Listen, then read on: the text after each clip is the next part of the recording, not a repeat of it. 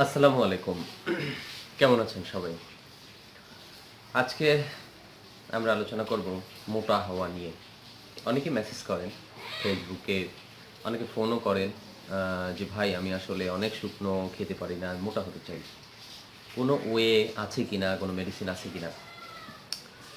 আমি এক কথায় উত্তর দিয়ে দেই। কিন্তু শর্ত, উত্তর পাওয়ার পরে কেউ ভিডিও বন্ধ করে দেবেন না। একদম শেষ পর্যন্ত যাবেন, ঠিক আছে? উত্তরটা হচ্ছে যে সারা পৃথিবীতে একটা মানুষকে মোটা করার মতো কোনো মেডিসিন নাই। পুষ্টিকর খাবার ছাড়া মোটা হওয়ার কোনো উপায় বিজ্ঞানীদের জানা নেই। পত্রিকা খুললেই দেখবেন যে ৭ দিনে মোটা হন, ১৫ দিনে মোটা হন। বিভিন্ন কেবল চ্যানেলগুলোতে দেখবেন বিভিন্ন হার্বাল, আয়ুর্বেদিক, ইউনানি, হোমিওরা পোস্টার দিচ্ছে রাস্তায় রাস্তায়। ঘাল ভেঙে গেছে, চোখ গর্তে ঢুকে গেছে, মোটা হন, এক ফাইলে যথেষ্ট। মাথায় রাখতে হবে প্রত্যেকটা ভুয়া, 100% প্রত্যেকটা ভুয়া। বাজারে কিছু রুচিবর্ধক মেডিসিন আছে। এখন এর রুচিবর্ধক মেডিসিনের কিছু হাকিকত আপনাদের কাছে বলি। কিছু মেডিসিন আছে, আমি একটা মেডিসিনের নাম বলি, সবগুলো বললে আবার ঝামেলা আছে, ভিডিও দেখার পর ওষুধ কোম্পানিগুলো আমার নামে মামলা করে দিতে পারে। এখন তো কি যেন ধারা, নতুন একটা ধারা আছে, এই ধারা। তো সরকার একটা মেডিসিন, একটা ওষুধকে বন্ধ করে দিয়েছে বাজার থেকে। তো এটা নিয়ে বললে সমস্যা নাই।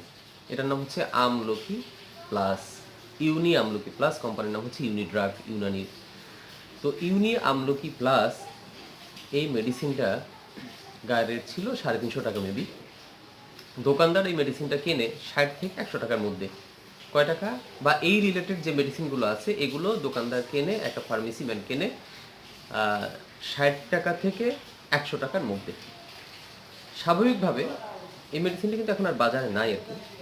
স্বাভাবিকভাবে এই মেডিসিনটা কেনার পরে যদি একটা পেশেন্টকে কোনোভাবে পাম্পপট্টি দিয়ে বিক্রি করা যায়, তাহলে তার লাভ কত চিন্তা করছেন? যদি 60 টাকায় সে কেনে, তাহলে তার লাভ প্রায় 300 টাকা। যদি 100 টাকায় তাই সে কেনে, তার লাভ 250 টাকা। আনবিলিভেবল। বর্তমান বাজারে কিছু অখ্যাত ইউনানি, আয়ুর্বেদিক, হোমিও কোম্পানি আছে যারা এই মেডিসিনগুলো বাজারজাত করছে। মিটফুডে গেলে দেখবেন এ নামে প্রচুর মেডিসিন আছে। বললেই হবে রুচিবর্ধক মেডিসিনগুলো কি। এটা সাধারণত কোনো ডাক্তার প্রেসক্রাইব করে না। একটা গ্রামের মানুষ বা একদম সাধারণ মানুষই খেতে পারে না, ডক্টরের কাছে যায়। তো ডক্টর কি করে? পরামর্শ দিয়ে দেয়। কিন্তু যখন সে ডক্টরের কাছে না গিয়ে ওষুধের দোকানে যায়, তখন এই ওষুধের দোকানদার কি করে? তার লাভের জন্য ওই মেডিসিনগুলো দিয়ে দেয়। ওই মেডিসিনের 2টা ক্ষতিকর উপাদান আছে। একটা আছে হচ্ছে এস্ট্রয়েড, ডেক্সামেথাসন, এই টাইপের একটা এস্ট্রয়েড আছে। ওইখানে হার্বস বলতে কিচ্ছু নাই, কিচ্ছু নাই, হার্বস নাই। এস্ট্রয়েড আছে। আর একটা মেডিসিন আছে, আমরা অনেকে জানতাম যে অনেক আগে থাইল্যান্ড থেকে কিছু মেডিসিন আসতো, প্রিঅ্যাক্টিন। এটা হচ্ছে সেপ্রোহেপ্টাডিন গ্রুপ। এটার কাজটা হচ্ছে রুচি বাড়ায়। আর এস্ট্রয়েডের কাজটা হচ্ছে, আপনারা জানেন, অনেকেই আবার অনেকে জানেন না, যে এস্ট্রয়েড সাধারণত রেজিস্টার্ড ফিজিশিয়ান ছাড়া, একজন এমবিবিএস ডাক্তার, বিএমডিসি রেজিস্ট্রেশন প্রাপ্ত ডাক্তার ছাড়া কোনোভাবে প্রেসক্রাইব করা যায় না। এটা একটা জীবন রক্ষাকারী মেডিসিন। এই স্টেরয়েডের অপব্যবহারের কারণে কি হয়? স্টেরয়েড যদি অতিরিক্ত ব্যবহার করা হয়, এর সাইড এফেক্টের কারণে শরীরে পানি জমে, মুখ ফুলে যায়, পেট ফুলে যায়, পানি জমে যায়, ফুসফুসে পানি জমে, লিভারে পানি জমে, কিডনিতে পানি জমে, এবং একটা মানুষ অসুস্থ হয়ে যায়, মারা যায়। এটা হলো ওভারডোজের কারণে, যদি কেউ ডাক্তারের পরামর্শ মতো না খায়। তো যখন ওই সিরাপের মধ্যে, এই মোটা হওয়ার সিরাপ, রুচিবর্ধক সিরাপ, এই সিরাপগুলোর মধ্যে যখন এই মেডিসিনটা দেওয়া হয়, স্টেরয়েডটা দেওয়া হয়, স্বাভাবিকভাবে মানুষের মুখে পানি জমে, পেটের মধ্যে পানি জমে। তো একটা মানুষ চিন্তা করে যে মোটা হয়ে গেছে। আর ওই যে সেপ্রোহেপ্টাডিন যেটা আছে, ওইটাই কি করে? রুচিবর্ধক হিসেবে কাজ করে, প্রচুর রুচি বাড়ায় দেয়। মজার ব্যাপার হচ্ছে, এই মেডিসিনগুলোকে বলা হয় ন্যাচারাল মেডিসিন। ইউনানি, আয়ুর্বেদিক কোম্পানিগুলো এই মেডিসিন বাজারে নিয়ে আসছে, কিছু অখ্যাত হোমিও কোম্পানিও নিয়ে আসছে। এই কোম্পানিগুলো যখন এই মেডিসিন বাজারে নিয়ে আসছে, তার মানে এই মেডিসিনগুলো আমরা মনে করি যে এটা হার্বস, ন্যাচারাল। পৃথিবীর এমন কোনো হার্বস নাই আজকে খাবেন আজকে রেজাল্ট আসবে, একদম স্ট্রেট।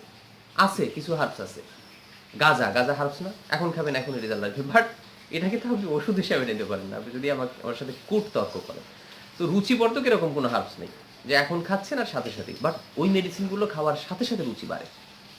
15 দিনের মধ্যে আপনি ডাবল হয়ে যাবেন, একদম গাল ফুলে যাবে, পেট ফুলে যাবে, স্বাস্থ্য ফুলে যাবে। হ্যাঁ, এখন এই ওষুধগুলো যখন একটা পেশেন্ট, একটা মানুষ ব্যবহার করে, সে খুব ইমপ্রেসড হয়, বাহ খুব ভালো মেডিসিন তো, সাথে সাথে সে আরও একটা কেনে, আরও একটা কেনে, অভ্যস্ত হয়ে যায়। আর এই মেডিসিন ব্যবহার করার ফলে স্বাস্থ্যটা যে হয়, এটা আসলে স্বাস্থ্য না। গাল ফুলে যায়, মুখ ফুলে যায়, শরীরে যে পানি জমে যায়, মনে হয় তার স্বাস্থ্য ভালো হয়েছে, ক্ষুধা বাড়ে। পরবর্তীতে এই ওষুধ বাদ দেওয়ার ফলে অনেকগুলো প্রতিক্রিয়া দেখা দেয়। আমার জানা মতে কয়েকজনকে আমি জানি, আমার পরিচিত জনের মধ্যে বা আমার জানাশোনার মধ্যে, যেহেতু আমি একজন চিকিৎসক, ন্যাচারাল মেডিসিনের চিকিৎসক, আমি জানি যে অনেকেই মারা গেছে এই মেডিসিনগুলো খেয়ে। লাস্টে সরকার এই ইউনি আমলকিটা বন্ধ করে দিছে। বাজারে একটা ইউনি আমলকি বন্ধ করলেও এখনো শত শত এই টাইপের মেডিসিন এখনো আছে এবং এখনো মানুষ খাচ্ছে। আমাদের মাথায় রাখতে হবে, স্বাস্থ্য ভালো করার জন্য পুষ্টিকর খাবারের কোনো বিকল্প নাই। আমার মোটা হলাম কিনা এটা স্বাস্থ্য না ভাই, সুস্থতার নামই স্বাস্থ্য। আমি সুস্থ আছি কিনা এটাই হচ্ছে স্বাস্থ্য। আমি মোটা হয়ে গেলাম বাট আমি অসুস্থ হয়ে গেলাম, কি লাভ হবে বলেন? আমি মারা গেলাম, কি লাভ হবে বলেন? এই জন্য স্বাস্থ্য ভালো করার কোনো মেডিসিন খাওয়া যাবে না। পত্রিকায় বিজ্ঞাপন দেখা যায়, সে একটা ফাইলে যথেষ্ট। ইন্ডিয়ান কিছু চ্যানেল আছে, খেলেই স্বাস্থ্য ভালো হয়ে যাবে। আবার নায়ক নায়িকাদের দ্বারা কিছু বিজ্ঞাপন আসে যেগুলো খেলেই স্বাস্থ্য ভালো হয়ে যাবে। কিছু পোস্টার আছে যেগুলো খেলেই স্বাস্থ্য ভালো হয়ে যাবে। হ্যাঁ, রাস্তায় পোস্টার আছে, কেবল টিভিতে কিছু বিজ্ঞাপন আছে যেগুলো খেলেই স্বাস্থ্য ভালো হবে। মাথায় রাখতে হবে যে সবগুলো ওই খিচুড়ি। কিসের খিচুড়ি? সেই কেমিক্যালের খিচুড়ি। কোনো হার্বস নাই, সবগুলো আপনার জন্য ক্ষতি হবে। একটা কাজ করেন, একজন ডক্টরের কাছে যান, দেখেন আপনার ডাইজেস্টের কোনো সমস্যা আছে কিনা, আদার্স কোনো সমস্যা আছে কিনা। ডক্টর আপনাকে বলে দেবে যে আপনি কীভাবে চলবেন। ডায়েটিশিয়ানের কাছে যান, ডায়েট প্ল্যান দিয়ে দেবে ওনারা। হ্যাঁ, এক্সারসাইজ করেন, স্বাস্থ্যবিধি মেনে চলে, দেখবেন যে আপনার মোটা হওয়ার জন্য ওষুধ লাগবে না, আপনি স্বাস্থ্য ভালো হয়ে যাবেন। মনে রাখতে হবে যে আপনি কোরবানির গরু না। কোরবানির আগে, কোরবানির যে গরু থাকে তাকে 3 মাস আগে মোটা করা হয়। অসাধু ব্যবসায়ীরা বিভিন্ন ইনজেকশন দিয়ে মোটা করে ফেলা হয়। কেন? যে ওটাকে কোরবানির মাঠে নেবে, গরুর বিক্রির হাটে নেবে, গরু অনেক মোটা লাগবে এবং মানুষ এটাকে আকৃষ্ট হবে, কিনবে। যে 3 মাস আগে থেকে মেডিসিন ব্যবহার করা শুরু করলো, কোরবানির পরে 3 মাস পরে জবাই দিয়ে খেয়ে ফেললো। বিষয়টা এরকম না ভাই, আপনি পশু না, আপনি মানুষ। আপনার নিজেকে নিজের ভালোবাসতে হবে। অনেক ধন্যবাদ যারা আমাদের ভিডিও দেখলেন। আশা করি আমরা যে কথাগুলো বললাম এটা মেডিকেল সায়েন্সের কথা, মেনে চলবেন। ইন্টারনেটেও প্রচুর ভুল তথ্য আছে, প্রচুর ভুল তথ্য আছে। যে যেভাবে পারছে সে সেভাবে তথ্য দিচ্ছে, কিন্তু আমি যে তথ্যটা বললাম এটাই সত্যি তথ্য, এটাই মেডিকেল সায়েন্সের কথা। আল্লাহ হাফেজ।